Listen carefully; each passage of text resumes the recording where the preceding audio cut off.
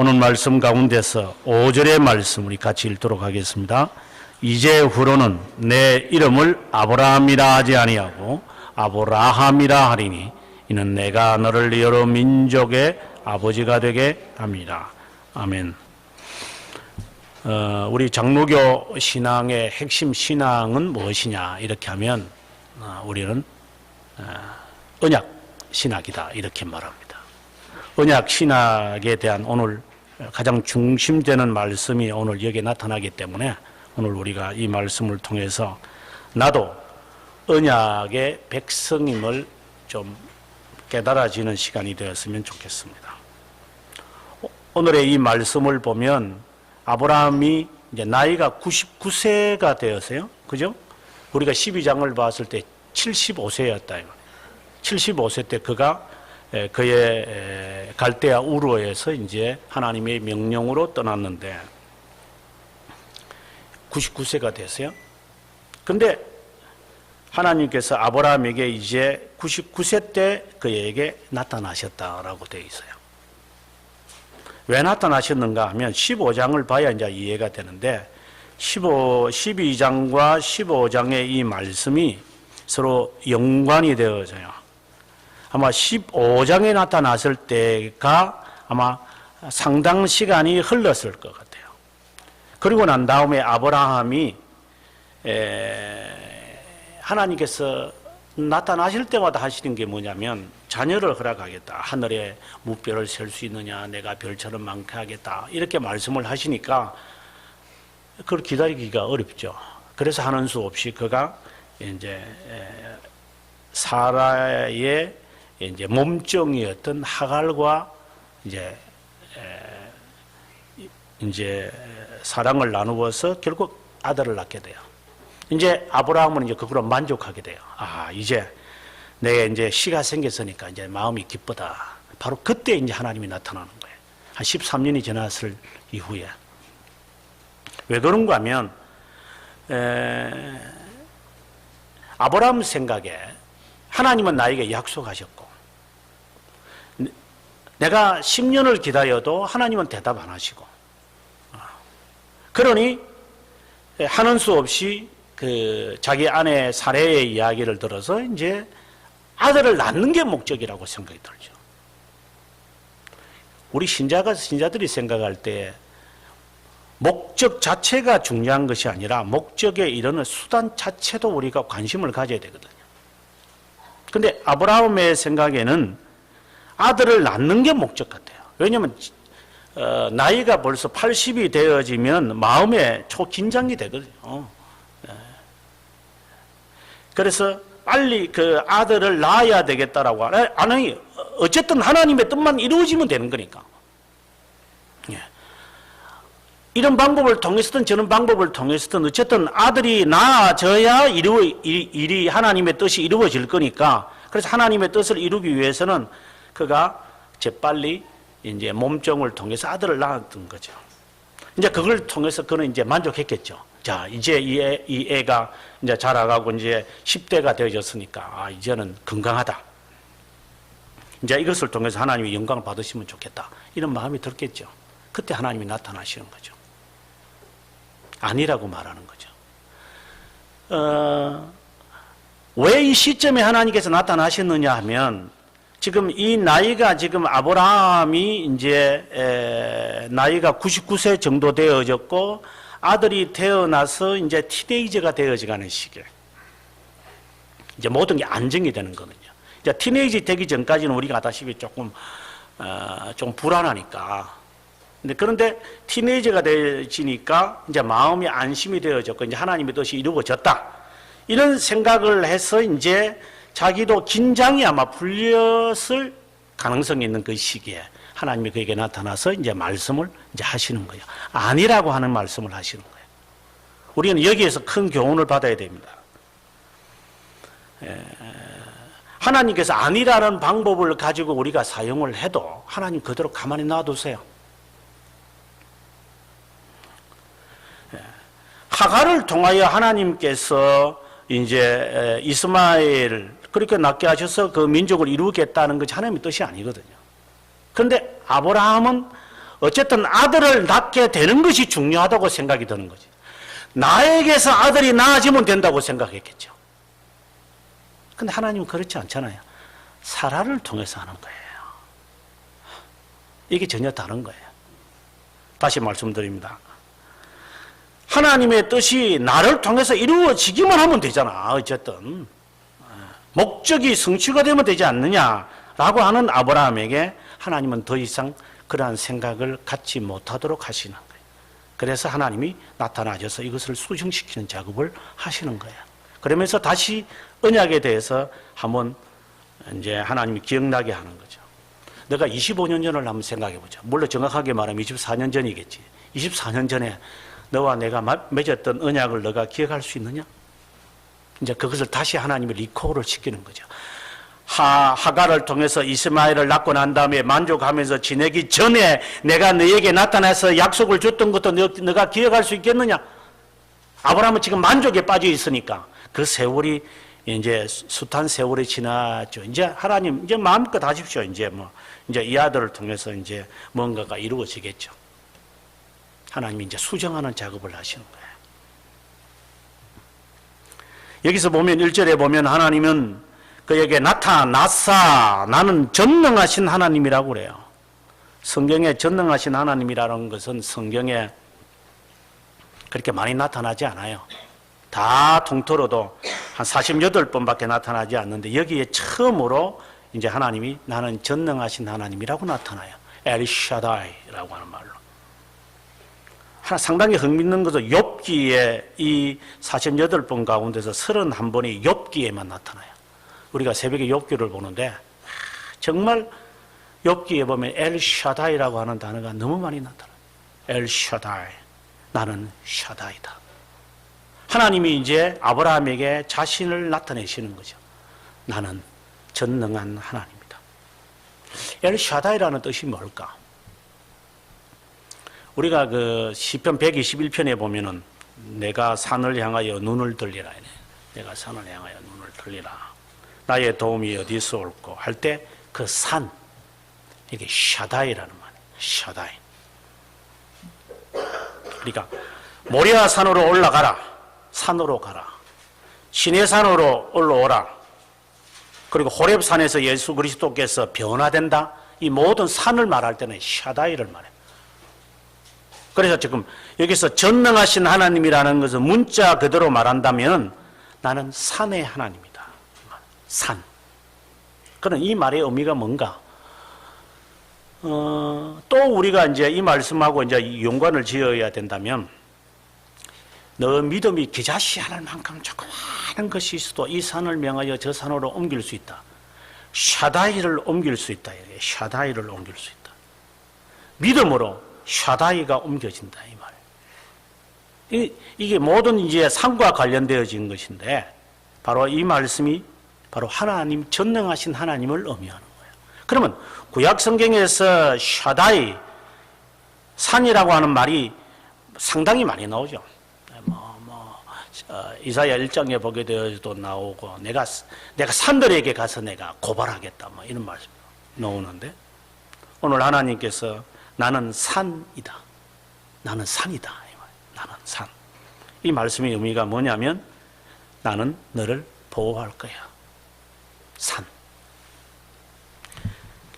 산처럼 흔들리지 아니하는 이 산처럼 내가 너와 함께 할 것이다.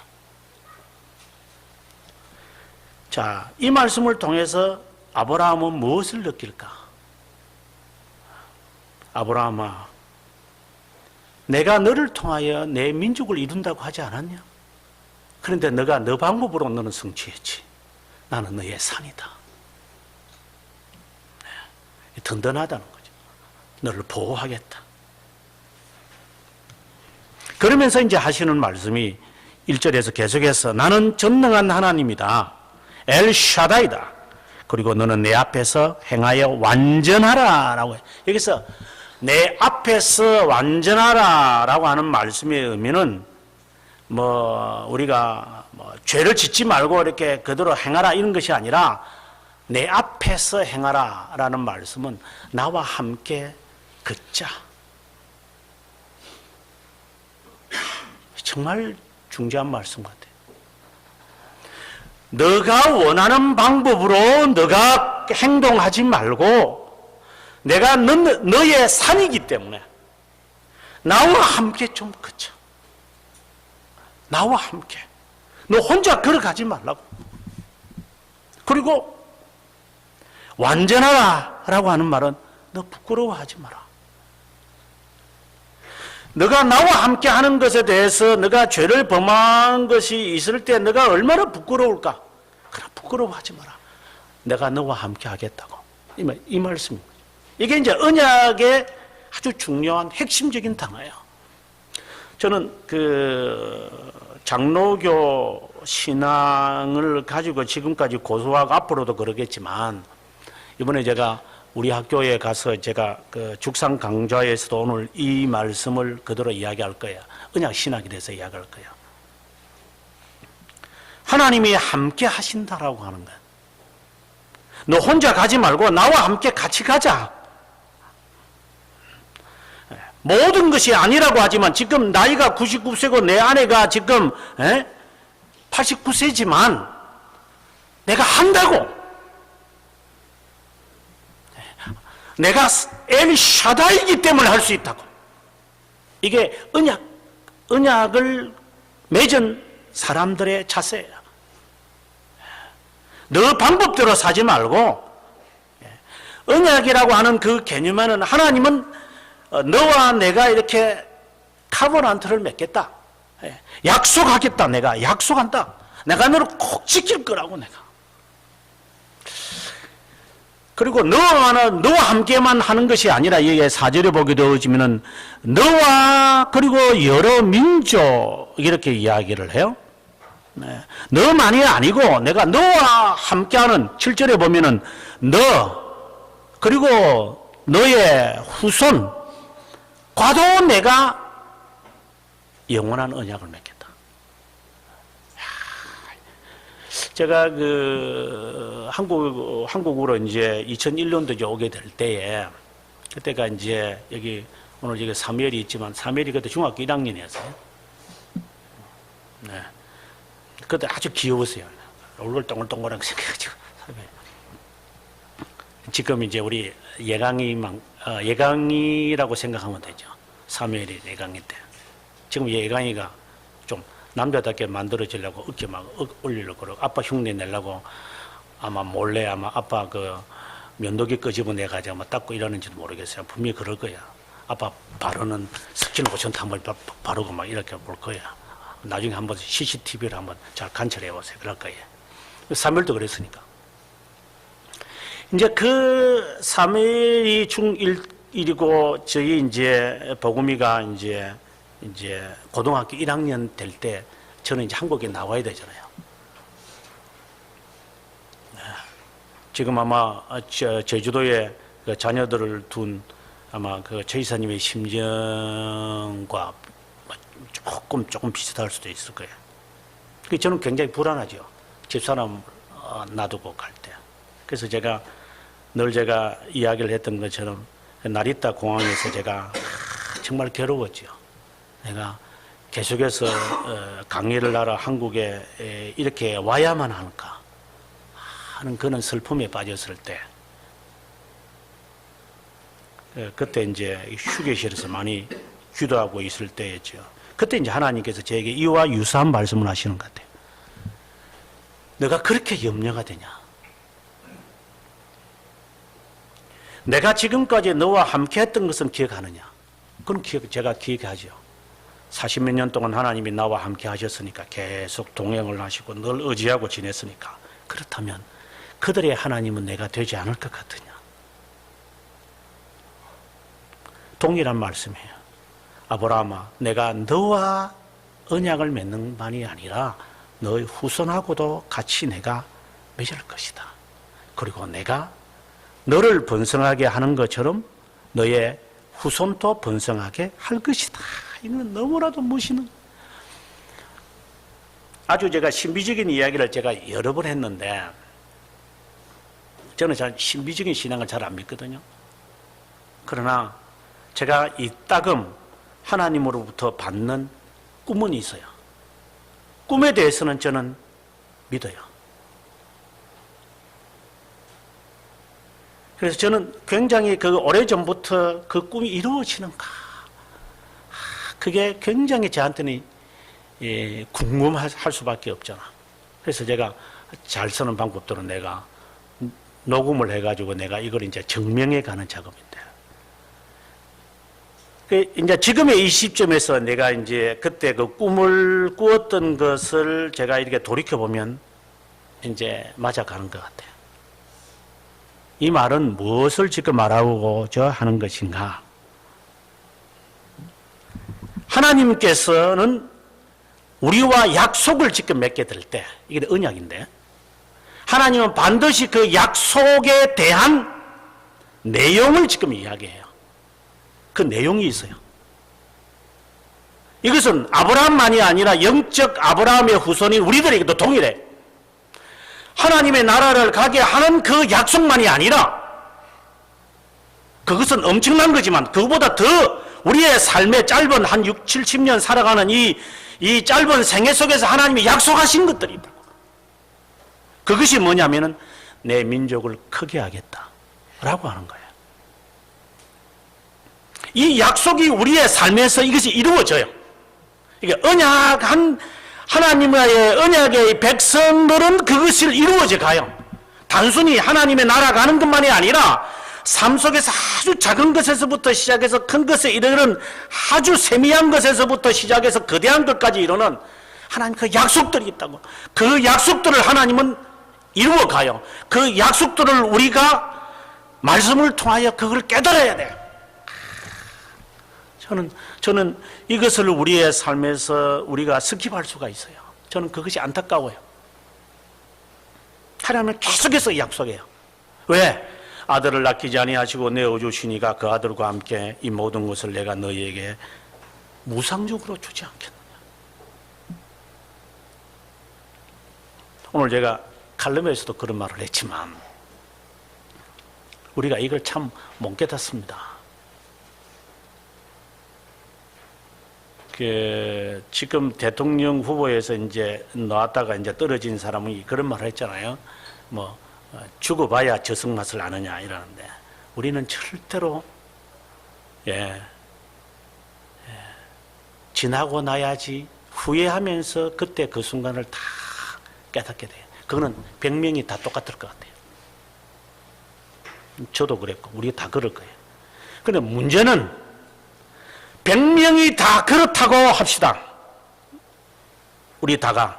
그렇지만 중생되었자가 중생되었다면 하나님이 그 사람을 의지를 변화시켰다면 그렇지는 않겠죠. 나로서는 내가 머리로서는 이게 내가 알겠다 저렇게 하겠다라고 하지만 내가 행동으로 못 따라가는 것은 우리예요.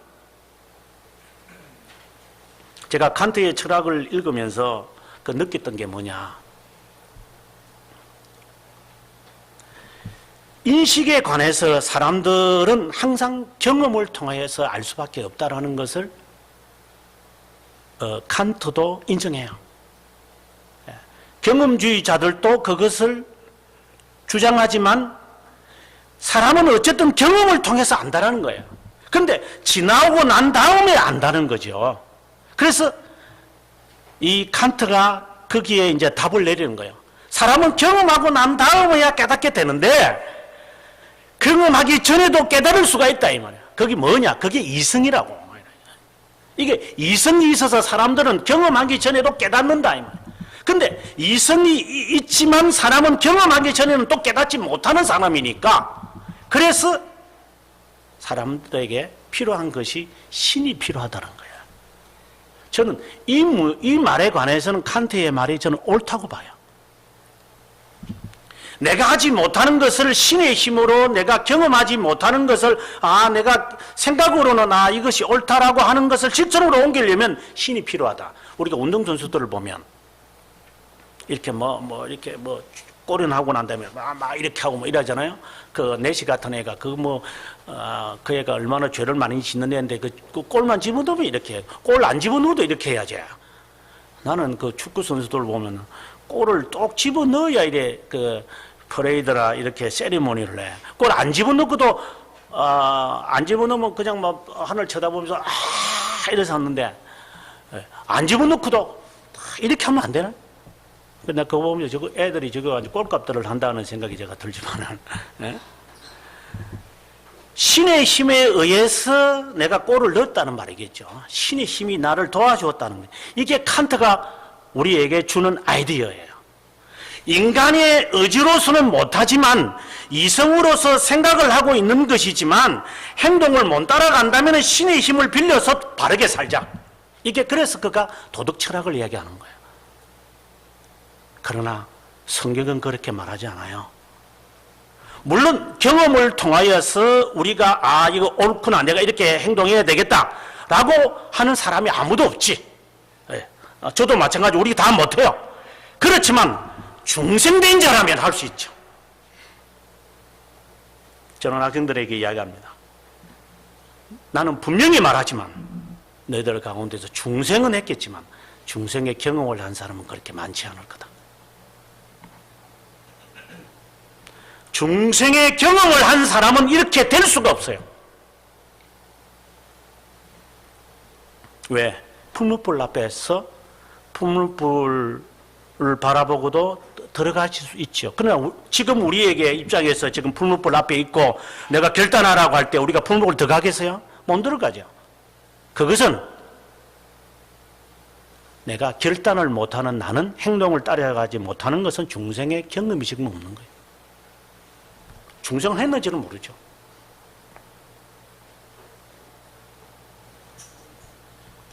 아무튼 지금 아브라함에게 하나님께서 야 내가 약속하마 내가 약속했다 너에게 내가 사라를 통해서 내가 아들을 주겠다 내 민족이 하늘의 별처럼 내가 셀 수 없잖아 내가 그만큼 많게 하겠다 하나님 그에게 가르쳐줘요.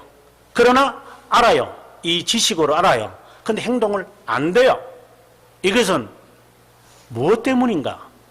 그것은 그가 아직 중생의 경험을 아직 못한 거예요. 중생은 했겠죠. 그래서 하나님이 이제 그 중생의 경험을 하게 하시기 위해서 이제 5절에 보게 되어지면 너 이름을 바꿔라. 아브라함이 아니라 아브라함. 이게 큰 의미는 없어요. 사실상 이게 뭐 큰 의미는 없는데 느헤미야 오늘의 말씀에 보면 느헤미야 9장 7절에 느헤미야가 이런 말을 해요. 주는 하나님이 여호와시라 옛적에 아브라함을 택하시고 갈대아 우르에서 인도하여 내시고 아브라함이라는 이름을 주시고 아브라함을 택하시고 아브라함이라고 하는 이름을 주시고라고 한다는 것은 택하시고라고 한다는 것은 어떻게 본다면 그를 하나님께서 중생케 하신 것이고 그 다음에 이름을 주시고라고 하는 것은 그를 중생의 경험을 어떻게 중생의 경험을 하게 하시는가? 할례를 통해서. 너 아프지? 예, 아파야 하네. 너 기억해. 만약에 너가 더 이상 중생의 경험을 했는데도 너가 이것을 어기게 되면 내가 너를 잘라버릴 거다. 이 말은 그것에 대한 대가를 너가 치르게 될 것이라는 것을 경험을 이제 하게 하시는. 실제로 너가 이제 경험을 해야 되니까 이제. 그래서 하나님이 오늘 17장에서 아브라함과 이제 실제의 경험을 위한 약속을 지금 맺는 거예요. 이건 대단한 중요한 거였어요. 그래서 너만이 아니라 너의 모든 자손에게도 다 할례를 행하게 해서 경험토록 해야만 한다. 그래서 이것을 내가 볼 때마다 내가 하나님의 자녀구나. 내가 이렇게 해서는 안 되겠다라고 하는 것을 늘 기억하고 살아야만 될 것이다. 그리고 나는 반드시 이 약속을 지킨다. 너만이 아니고 너 자손에게. 그래서 내가 이제 그 약속에 대한 구체적인 것을 이야기한다. 내년에 내 아내를 통하여 아들을 낳게 될 것이다. 그 이름을 이삭이라고. 구체적으로 하나님이 말하는 거예요. 그 전까지는 하나님이 그냥 말씀으로만 이제 이야기하셨지만 이제는 구체적으로 이야기하면 아들을 낳을 거다. 사라가. 그리고 사라의 이름도 사레에서 사라로 바꾸어라. 하나님이 우리들에게 언약을 맺으실 때의 과정을 잘 생각하셔야 돼요. 하나님이 우리를 창세전에 택하셨다는 이 자체는 하나님이 우리를 선택하셨다는 거예요.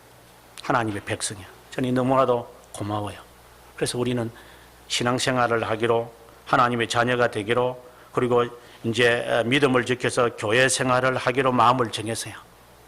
문제는 내 의지가 되어졌지만 내 의리의 생각뿐이고 이것이 행동에 못 따라가. 그래서 하나님은 우리들에게 이제 체험케 하시는 작업을 하시는 거예요. 그러면서 동시에 잊어버리지 말라는 것을 말씀합니다. 내가 내 민족을 이루어 갈 것이다. 그러면 그 언약의 구체적인 내용을 들어가기 전에 7절에 뭐라고 말하냐면, 내가 내 언약을 나와 너 및 내 대대 후손 사이에 세워서 영원한 언약을 삼고 너와 내 후손의 하나님이 되리라고 말씀을 합니다. 하나님이 되리라라고 하는 이 말씀은 앞에서 이야기한 1절에 엘샤다이와는 달라. 여기는 엘로힘이야. 엘로힘. 엘샤다이는 내가 산이다 라고 하는 개념이지만 여기서는 삼위 하나님이 지금 이야기해요. 너의 삶 전체를 통하여 내가 너를 계속해서 지킬 것이다. 멋있잖아.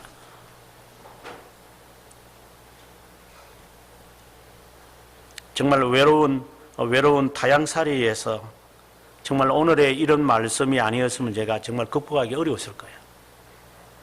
제가 수요일 날 그 학교 채플에서 설교한 적이 있었어요. 그때가 2002년도인데 그때 당시에 그 예배 인도할 때 그 주람을 치는 제 제자가 있었어요. 그 제자가 나중에 이제 저에게 찾아와서 교수님, 제가 할 수 있는 건 하나밖에 없는데 제가 홈페이지를 만들어 드릴게요. 이래가지고 그때 당시에 2002년도에 제가 홈페이지를 만들었어요. 그래, 그 홈페이지가 지금까지 남아있는 거예요. 그래서 그때 제가 했던 메시지를 이 친구가 기억하고 있더라고.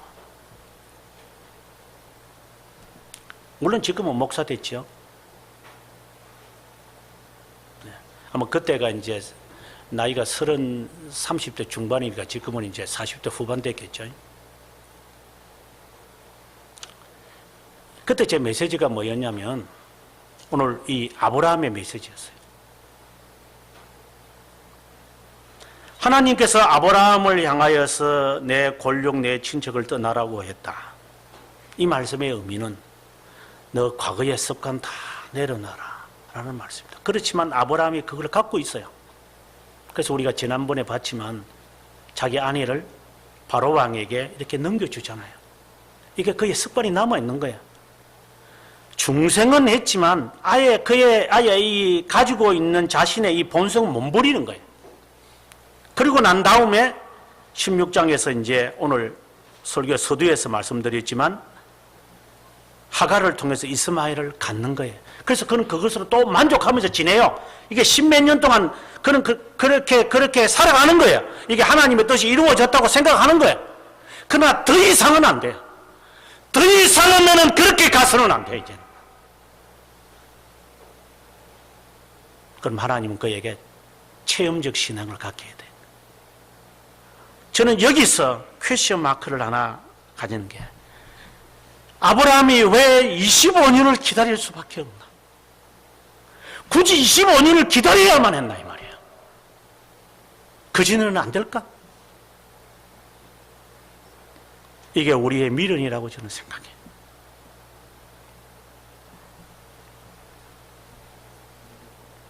아무튼 하나님께서 이제 아브라함에게 중생의 경험을 하게 하시려고 약속의 내용을 말하는데, 내가 너를 보호하마. 내가 끝까지 너를 보호할 것이다. 너희 하나님이 된다라고 하는 것이 바로 언약의 내용인데, 내가 너를 꼭 지킬 것이다. 이것을 우리가 교리적으로 말하면 뭐라 해야 되느냐면 왕이신 하나님이란 말이에요. 우리 찬송 그런 게 있잖아요. 나의 왕이 되신 하나님 이래 찬송도 있는데 바로 하나님이란 말이에요. 왕이라는 것이 바로 어떻게 본다면 왕이 나를 보호하고, 우리가 그 역사를 보면은 항상 침입과 공격과 그리고 이렇게 공격을 당하고 전쟁 이기거든요. 이게 역사 이야기가 그래요. 제가 2000년 교회 역사를 써봐도 보면 다 논쟁의 역사예요. 다 논쟁, 싸움밖에 없어요. 싸움 아니면은 역사가 진행되는 게 없어. 그것처럼 계속적으로 공격을 당하고 공격을 받으면서 살아갈 수밖에 없는 그런 것인데, 그때마다 왕은 백성들을 보호한다고. 이게 바로 언약의 하나님의 약속하신 것의 가장 중요한 내용이에요. 이 지상에서. 그러면 필요한 것마다 하나님이 주시겠죠. 언약의 하나님께서 우리에게 우리가 요구하고 우리에게 필요한 거 있으면 그때마다 하나님 주시겠죠. 그러고 난 다음에 그것에 대해서 우리의 행동해야 되는 것이 무엇인가, 오늘 여기에 본문에 제가 이야기되어 있는데 한번 보도록 하겠습니다. 계시록 2장 17절에 보게 되어지면은 귀 있는 자는 성령이 교회들에게 하시는 말씀을 들을지어다. 이기는 그에게는 내가 감추었던 만나를 주고 신 돌을 줄 터인데 그 돌 위에 새 이름을 기록한 것이 있나니 받는 자 밖에는 그 이름을 알 사람이 없느니라. 새 이름을 준다고 해요. 그리고 감추었던 만나와 흰 돌을 주겠다 그래요. 이 말이 지상에서 살아가면서 너가 알지 못했던, 하나님이 뭐 숨겨뒀다가 주는 것이 아니라 내가 모르는 거예요. 하나님이 주시는 이 만나를, 매일처럼 주시는 이 만나를 내가 너에게 베풀리라. 저는 이것은 신자들이라면 마음에 새겼으면 좋겠어요. 하나님은 우리들에게 숨겨둔 만나를 주실 것이다. 그 숨겨진 만나의 대표적인 것이 뭐냐면은 이제 우리가 주일의 개념인데, 주일날 안식일 날이죠. 이제 구약에 안식일 날은 뭐라고 해서 이틀분을 하나님이 거두어 드리라 그래요. 이스라엘 사람들은 그걸 못 믿죠. 아니 하룻밤만 지나면 벌레가 생겨가지고 썩어버리는 걸 갖다가 이틀 동안을 위해서 2배를 거두라고? 바로 그것이 감추었던 만나라.